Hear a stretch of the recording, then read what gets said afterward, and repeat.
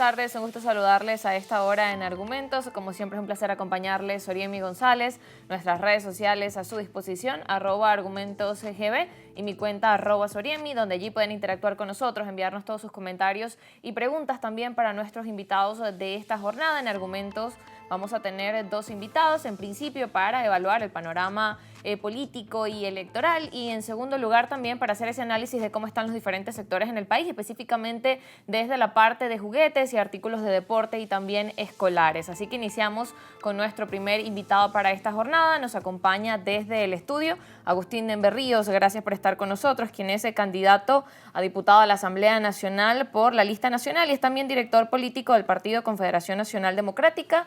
Conde, gracias por estar aquí, economista también. Economista, sí. Bueno, gracias por la invitación y, bueno, saludos a toda la audiencia. Bien, y justamente para, como mencionaba, bueno, hacemos este análisis todas estas semanas, mientras sigue la campaña, diferentes candidatos de diferentes partidos, pues nos dan su visión, nos comentan también cómo ven la dinámica de estas elecciones, que si bien muchos han catalogado como que bueno, se han dado en un periodo corto, muy corto, y que ya estamos en las semanas finales. Ya el próximo domingo son estas elecciones, bueno, donde se van a escoger los diputados a la Asamblea Nacional, gobernadores y también de los consejos legislativos. Bueno, yo estoy entre quienes creen que cada vez que hay una oportunidad de que el pueblo se exprese, decida su destino, hay que aprovecharla. Hay gente que es escéptica sobre el voto porque los cuestionamientos que surgieron con ocasión del 28 de julio, hay reclamos pendientes, etcétera, pero yo creo que cualquiera sea el reclamo que uno tenga o la duda que uno tenga, hay que aprovechar esta oportunidad para que la gente se exprese, la gente decida quiénes van a ser sus gobernadores, quiénes van a ser sus legisladores regionales y sus parlamentarios nacionales. Y además esta elección del 25 de mayo es la primera de un ciclo que seguiría después, o que sigue después con la elección de alcaldes y concejales, que es la institución del Estado más cercana a la gente, de manera que ahora se elige Asamblea Nacional y gobernadores y legisladores regionales, luego elegiremos alcaldes y concejales. O sea, y es posible que más adelante, a finales de año, haya un referéndum para aprobar o rechazar una reforma de la Constitución que el presidente ha anunciado que va a proponer. De manera que es importante participar ahora y participar después en la siguiente tanda y después en el referéndum constitucional. Y por eso creo que hay que llamar a la gente a participar, a votar, cualesquiera que sean las condiciones. Sé que hay condiciones precarias, no ha habido suficiente promoción del hecho electoral, hay muchas limitaciones materiales, el país está muy, digamos, agobiado por la crisis económica, pero aún en medio de eso creo que debemos aprovechar la oportunidad para expresarnos y escoger a nuestros parlamentarios. Sí, precisamente de ese balance también es interesante que, bueno, quienes están como candidatos hablan más de eso, de por qué es importante votar, las oportunidades que ofrece el voto, el seguir en esa ruta electoral, y de alguna forma también es evaluar cuáles son las condiciones en las que están, cómo también de garantizar el proceso de transparencia, también de resguardar a todas las personas que participan del proceso, desde miembros de mesas, desde los testigos, también cómo considera que están todas esas condiciones y cómo garantizar eso, la transparencia y el tema, por ejemplo, de los resultados. Bueno, digamos, en Venezuela hay muchas dudas, hay mucho cuestionamiento al árbitro por el tema de la parcialidad, pero uno tiene que confiar en el voto, en la gente. Tú puedes confiar del árbitro, pero confía en el voto, que si la gente se expresa masivamente, eso va a ser respetado. Y si no tienes forma digamos, de desacatar lo que diga el árbitro, pero si tienes alguna inconformidad con lo que diga el árbitro, hay instancias a las que hay que agotar, la instancia en lo que llaman sede administrativa, el propio reclamo ante el Consejo Nacional Electoral, o la sede judicial, ir a la sala electoral para hacer cualquier reclamo. Pero confiemos en que nuestro voto va a ser respetado, hagamos el esfuerzo por participar, y uno cumple con su parte, allá los demás con la de ellos. O sea, yo voy a cumplir con mi parte de hacer mi campaña, llevar mis propuestas, llevar mis mensajes. El ciudadano cumple con su deber de votar, de participar, y que las instituciones cumplan su papel de contar los votos transparentemente y pronunciar los resultados que corresponden. Pero no dejemos que las dudas nos dominen, y aún con dudas vamos adelante, porque es nuestro deber. O sea, hay quienes dicen, bueno, ¿para qué vamos a votar si no nos van a reconocer? Bueno, pero entonces es como el que, si alguna vez le robaron el carro, entonces deja el carro abierto, porque ya se lo robaron una vez. O si te robaron en tu apartamento, entonces no vas a pasar la llave porque ya te robaron. No, tú siempre sigues pasando la llave, sigues tomando las precauciones para que las cosas se hagan bien. Y cumples con tu parte. es una oportunidad, es un deber, es un derecho y no tenemos otra alternativa. ¿Cuál es la alternativa, digamos, al voto? No hay ninguna alternativa al voto. Y quienes cuestionan el voto y llaman a no votar, le llaman a desmovilizarte, a quedarte en tu casa, a desconectarte de la realidad, a protestar por las redes con un mensaje en X o antes Twitter, o por un mensaje en Facebook, pero eso, bueno, está bien que lo hagas, pero no dejes de participar y de votar, porque sea como sea, eso es una movilización. Y cada vez que se convoca al pueblo a movilizarse en torno al voto, se abren posibilidades de que haya cambio. Hay posibilidades de que haya cambio. Yo creo que el mapa político del país se va a modificar, que va a haber un mapa más plural, una asamblea más plural. Incluso si se reprodujeran los resultados que dijo el Consejo Nacional Electoral el 28 de julio, que anunció en un boletín que había sido 52% para Maduro y 44% para Edmundo González y un 5 o 6% para los otros candidatos. Si se reprodujeran esas cifras, ya con esas solas cifras, la mitad de las gobernaciones, o más de la mitad de las gobernaciones serían gobernaciones no oficialistas, la mitad de la Asamblea Nacional sería no oficialista, de manera que aún en esas condiciones el mapa del país va a cambiar hacia un mapa más plural. Como en ese mapa que menciona que puede ser más plural y bueno, contando esos porcentajes que mencionaba, influye, por ejemplo, el hecho de que la mayoría también de estos votos de los partidos que acompañaron la elección de Edmundo González, hoy en día, bueno, muchos están llamando a la abstención. Sin embargo, está la tarjeta de Un Nuevo Tiempo, Unión y Cambio, pero han recibido también muchos comentarios negativos. ¿Eso también cómo puede influir en esa composición de mapa que usted menciona, que bueno, pudiera verse más plural? Bueno, va a depender exactamente de eso, va a depender hasta dónde la campaña llamando a la abstención tiene éxito o hasta dónde el llamado al voto tiene éxito. Esos votos que sacó el candidato Edmundo González no son de ningún partido, son votos del cambio, de la voluntad de cambio de la gente. Nadie tiene la propiedad de esos votos para decirle vayan a votar o no vayan a votar. Y además, una cosa que yo digo mucho, es una cosa carente de todo sentido. Decir, defiende el voto del 28 de julio, no votes el 25 de mayo. No, defiende el voto del 28 de julio votando el 25 de mayo. No tiene sentido haber dicho, el 28 sí había que votar con el mismo árbitro, con las mismas condiciones, pero ahora no hay que votar. Entonces hay gente que se atribuye como una especie de supremacía moral para decir cuándo se vota, cuándo no se vota. El que vota lo hace bien en esta oportunidad y lo hace mal en esta oportunidad. Yo combato la abstención, porque creo que la participación es una oportunidad y un deber, pero yo no descalifico al que no vota, no lo agredo, no lo ofendo moralmente, porque bueno, es un derecho y tiene unas razones, yo respeto las razones. Entonces, así como yo respeto las razones de quien tiene la propensión a no votar y trato de persuadirlo de que vote con argumentos, yo le pido a los que están en la posición de no votar que nos respeten a los que queremos votar, que nos persuadan con argumentos, pero no con descalificaciones. Porque ¿por qué el que va a votar se le puede llamar corrupto, alacrán, vendido al gobierno? ¿En base a qué? O sea, ¿en base a qué se va a descalificar moralmente a una persona porque quiere influir en la elección de su diputado del circuito donde vive o del estado donde vive? O porque mañana, cuando se haga la elección de alcaldes, quiere elegir a su alcalde porque le importa quién es su alcalde. O en esta elección del 25 de mayo está votando por el gobernador porque quiere que en el estado de Miranda el gobernador sea Armando Melo, o quiere que sea el que es el candidato de Confederación Democrática, o quiere que sea el candidato del PSUV. Es decir, en Anzoátegui hay quienes quieren que el gobernador sea Benjamín Rauseo, hay quienes quieren que siga el mismo gobernador actual. Bueno, están en su derecho.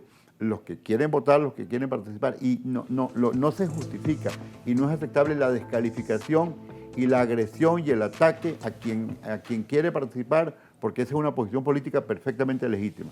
Como la posición política del que no quiere participar es legítima, hay que oír sus razones y tratar de persuadirlo. La que quien quiere participar es legítima, hay que escuchar sus razones. Claro, y en ese intercambio de razones llegaremos a algún punto, pero lo que no debe ser es el intercambio de descalificaciones. Bien, nos corresponde ir a la pausa. Al regreso seguimos conversando con Agustín Berríos. Ya venimos con más argumentos.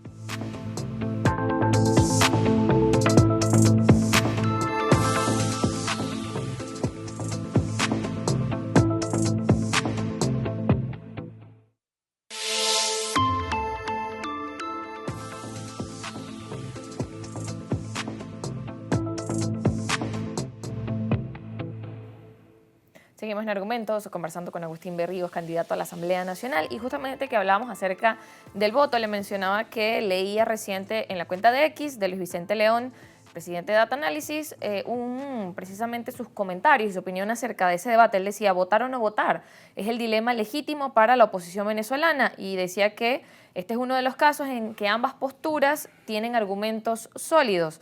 Él explicaba allí cada uno de los argumentos y terminaba mencionando que ambas tesis son racionales, con fortalezas y limitaciones. El problema comienza cuando la energía de los abstencionistas deja de dirigirse a su adversario real y se concentra en atacar a quienes sí participan, en vez de construir una estrategia alternativa sólida. Usan su tiempo, sus recursos y su discurso para desacreditar a los otros opositores. Menciona también, esto no solo debilita la causa común, también levanta un muro entre visiones que más temprano que tarde van a necesitarse mutuamente si quieren tener algunas posibilidades reales de cambio. Estos son comentarios de Luis Vicente León, ese análisis que también usted comentaba, y realmente cómo esto dificulta esas visiones también de cambio y cómo realmente avanzar, porque es que cuando miramos el panorama político en el país se sigue siendo complejo, ninguna de las posturas se pone de acuerdo y eso dificulta, como decía, el poder avanzar. Sí. Bueno, yo noto algunas cosas. Primero comparto el análisis que hace Luis Vicente León de que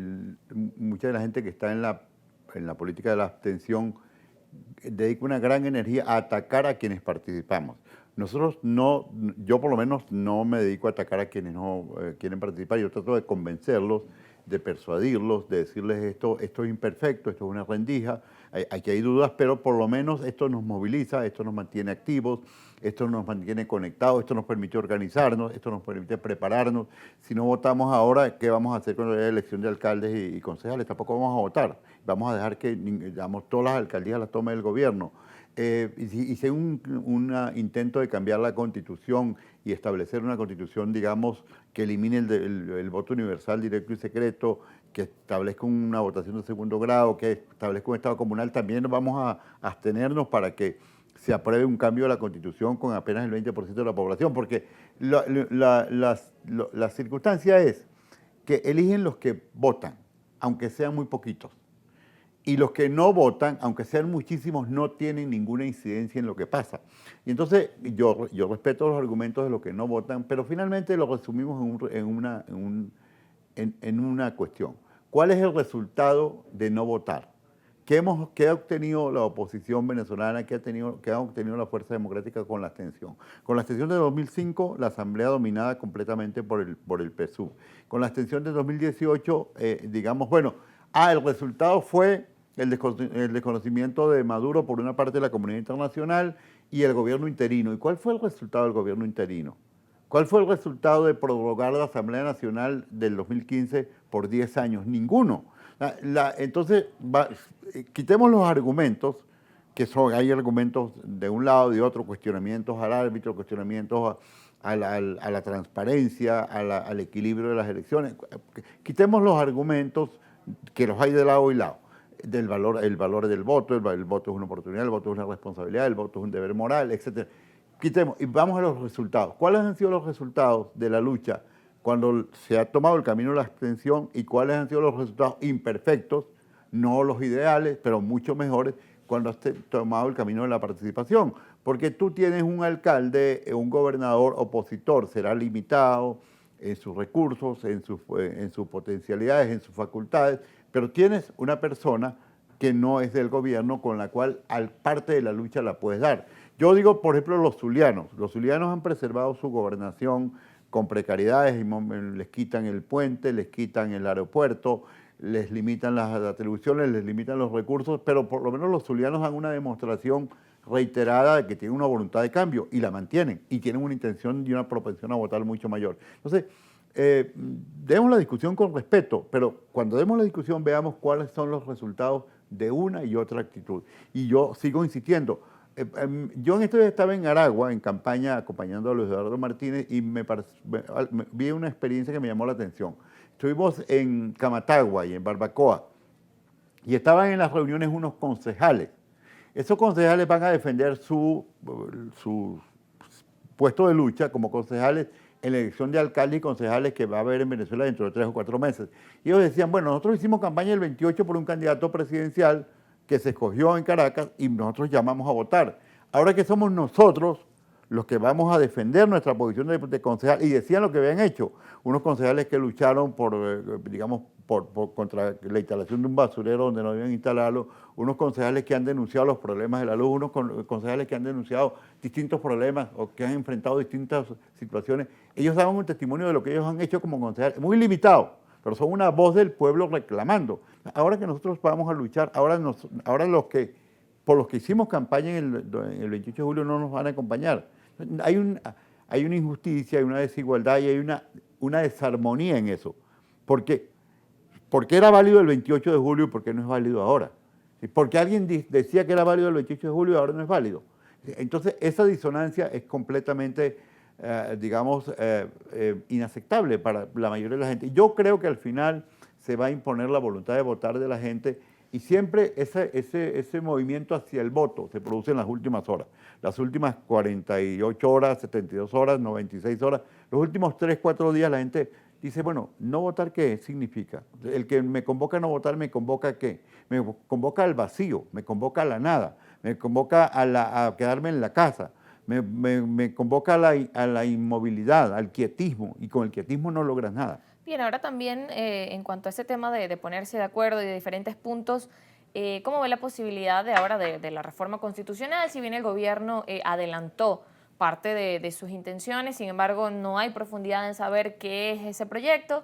Para muchos quizás también es como, bueno, eso se quedó allí en el aire, pero es una posibilidad y que diferentes dirigentes de la oposición han evaluado, algunos en favor, mencionando que bueno, se puede aprovechar esta reforma para agregar cosas que hacen falta, otros mencionan que no es necesario trabajar en este punto del país en una reforma constitucional, debido a que bueno, más bien hay que centrarse en que se cumpla la Constitución actual. Desde ese punto de vista, ¿cómo usted mira estos escenarios?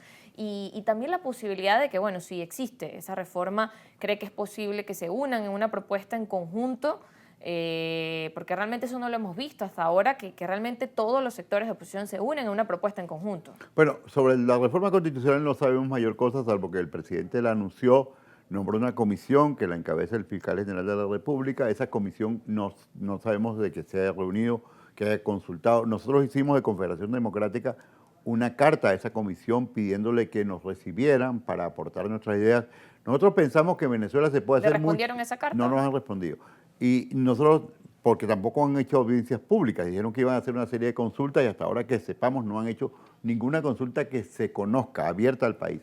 Ahora, Venezuela puede hacer muchísimos cambios dentro de esta Constitución y para mejorar la situación económica no hay que cambiar la Constitución, hay que cumplir la Constitución. Pero si el gobierno quiere hacer una revisión de la Constitución que tiene 25 años, se podría hacer y la reforma de la Constitución podría ser la ocasión para un gran consenso nacional.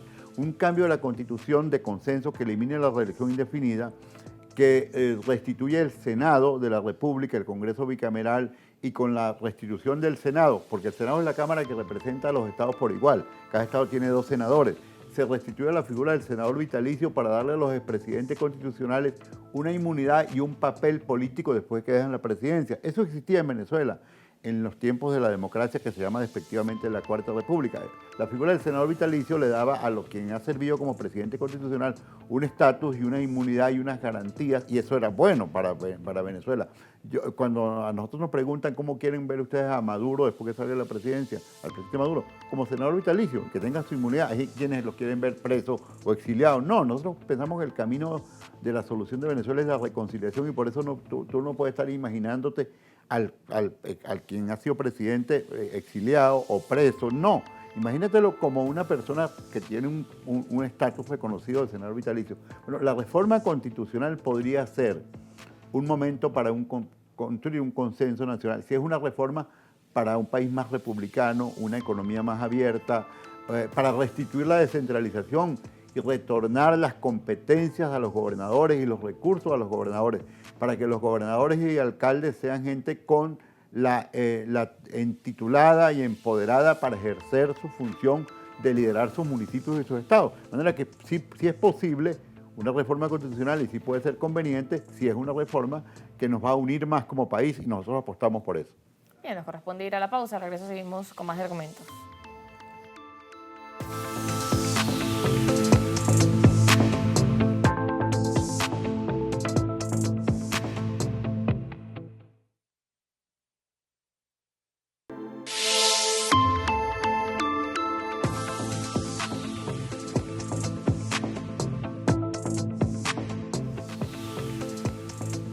Seguimos en argumentos y hay algunas dudas también acerca de este proceso electoral entre las redes sociales. Alguna de ellas era, por ejemplo, el tema de la eliminación del código QR que observaron durante el simulacro electoral que fue el pasado sábado 10 de mayo. También han pedido como, bueno, respuestas acerca de los partidos en cuanto a eso.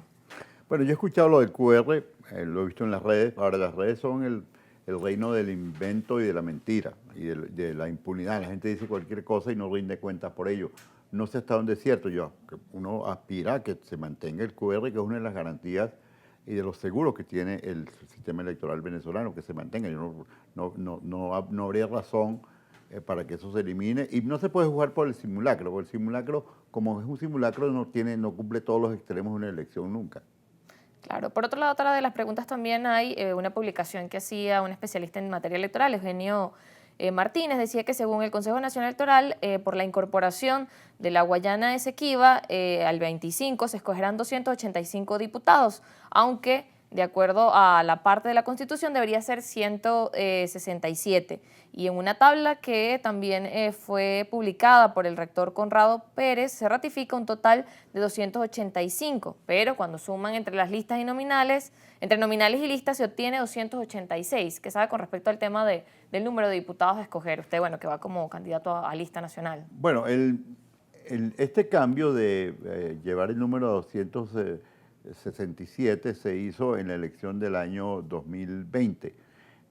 Yo la verdad que no está muy claro cuál es el piso legal, pero bueno, la Asamblea, esta actual, ha funcionado con ese número de parlamentarios y hay ahora unas listas nacionales, que fue la innovación del año 2020, unas listas nacionales para darle representación a minorías que no tienen votos, cantidades de votos importantes en el país, pero no ganan en ningún circuito ni en ningún estado y se quedarían ausentes. Eso se creó en etapas de la democracia. Un cociente nacional y permitió que, por ejemplo, gente de partidos minoritarios como el MAS en su momento, el Partido Comunista, tuvieran representación en el antiguo Congreso Nacional. A mí me parece una idea buena. Son 285 porque se creó el Estado de Esequibo y me parece que, digamos, eso tiene un simbolismo, crear el Esequibo. ¿Por qué? Bueno, porque el Esequibo es uno de los puntos que podría unir a los venezolanos. El Esequibo es nuestro, el reclamo es nuestro. Maduro ha hecho una rectificación importante que hay que reconocerle en ese campo, porque el reclamo del Esequibo fue abandonado por mucho tiempo durante la presidencia de Chávez. Incluso hay quien se le atribuye al tiempo del presidente Chávez haber autorizado en cierta forma a la Guayana Esequiba a explotar o a explorar en la zona de reclamación. Yo no sé si eso es exactamente así, pero el presidente Maduro ha reivindicado el Acuerdo de Ginebra como el gran instrumento diplomático y jurídico que tiene Venezuela para hacer valer sus derechos sobre el territorio de Esequibo. Y ese es un punto que une a los venezolanos, de manera que elegir unos representantes del Esequibo y un gobernador del Esequibo tiene un gran simbolismo en el reclamo venezolano de un territorio que nos pertenece y del que fuimos despojados, y el cual estamos reclamando a través del instrumento, el gran instrumento que tenemos, que es el Acuerdo de Ginebra. De manera que ese es un punto de unión de los venezolanos y así debemos tenerlo. Bien, ya casi se nos acaba el tiempo de entrevista, pero no podemos pasar por alto el tema también económico. Mencionaba usted en diferentes entrevistas el hecho de que, bueno, la economía debe ser primero que la política y realmente una de las necesidades actuales de la sociedad venezolana es el tema económico. Cómo también trabajar y cómo mira esos escenarios ahora, bueno, cuando está todo el tema de las sanciones de Estados Unidos, de las licencias petroleras. La economía es lo primero y lo que más atormenta al venezolano es la situación económica, que hay que resumirla en una sola palabra. El venezolano está viviendo prácticamente sin ingresos, que los salarios son miserables, las pensiones son miserables. El salario venezolano es de los más bajos del mundo, más bajo que países que son infinitamente más pobres que nosotros y menos desarrollados que nosotros. Del país se han ido 8 millones de personas o 7 millones de gente en edad plenamente productiva. Ahora, esa es la prioridad y eso hay que atenderlo incluso antes del cambio político. Hay quienes que dicen, no, la economía no va a mejorar hasta que no haya un cambio político. Entonces tenemos que esperar que haya un cambio político para que mejoren los salarios, para que vengan nuevas inversiones, para que mejoren las pensiones, para que mejoren el ingreso. No, aún dentro de las actuales condiciones políticas hay margen para una mejoría de la economía y la economía mejoró en los últimos 3 años porque se estabilizó un tanto el dólar, se estabilizaron un poco los precios, se recuperó un poco el empleo y eso se agravó de nuevo con la retoma de las sanciones por parte de los Estados Unidos. También el país se podría unir en torno al rechazo a las sanciones y al reclamo de una normalización de las relaciones con los Estados Unidos. Yo creo que la economía es primero y mi bandera como candidato a diputado es atender la economía primero, procurar acuerdos en materia económica, impulsar al gobierno de Maduro a que normalice las relaciones con los Estados Unidos, a que lleguemos a un acuerdo petrolero para que Venezuela siga aumentando la producción petrolera. Venezuela producía 3.5 millones de barriles de petróleo al día cuando llegó Chávez al poder. Venezuela podría estar produciendo 6 millones de barriles de petróleo. Yo vi hace 2 días al presidente Trump aterrizando en Arabia Saudita. Es su primer viaje al exterior. Si Venezuela estuviese produciendo 6 millones, que puede producir perfectamente 6 millones de barriles, el primer viaje de Trump hubiese sido a Caracas y no a Arabia Saudita. Y si nosotros llegamos a producir 6 millones, que tenemos cómo producirlo, tenemos reserva para producirlo, eso sí convierte a Venezuela en una potencia mundial. Eso sí mete a Venezuela entre los primeros países del mundo. Y tenemos que apostar a eso. Y digo el petróleo porque es nuestro principal recurso. No solo el petróleo, tenemos potencial en la industria, en el turismo, en la agricultura, en la minería, en muchos campos, pero el petróleo es nuestro principal recurso y tenemos una reserva gigantesca y sabemos producirlo y durante años lo producimos. Cuando se fundó la OPEP, Venezuela es el primer exportador de petróleo del mundo. Venezuela es un país con una tradición petrolera de un siglo. Entonces, ahí tenemos un potencial, eso pasa por normalizar las relaciones con Estados Unidos y deberíamos apostar a eso. Y yo voy a la Asamblea Nacional con el discurso, el predicamento, el mensaje y el compromiso de poner la economía primero que la política y buscar acuerdos económicos para que Venezuela aumente el empleo, aumente el ingreso, mejore la inversión. En vez de cerrar fábricas, venga mucha gente a invertir a Venezuela, porque Venezuela tiene todas las condiciones para crecer económicamente de nuevo como creció en otros tiempos. Bien, gracias por acompañarnos en Argumentos. Muchas gracias por la invitación. Agustín Berrío, quien es también director político del Partido Conde y también diputado a la Asamblea Nacional por lista. Nosotros nos vamos a la pausa y al regreso recibimos a otra invitada. No se muevan.